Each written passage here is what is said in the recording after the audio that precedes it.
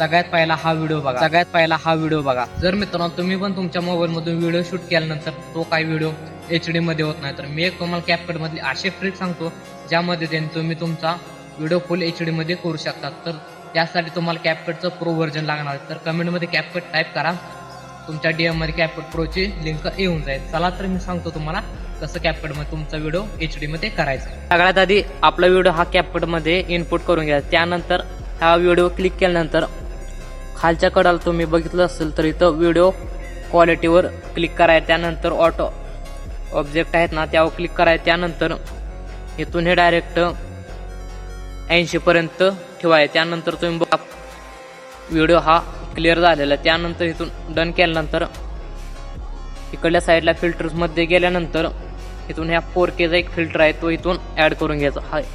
इथून तुम्ही तुमच्या हिशोबाने ठेवू शकता। तर इथं तुमचा हा व्हिडिओ एकदम क्लीन झालेला आहे। तर अशा ट्रिकसाठी आपल्या भावाला नक्की फॉलो करा।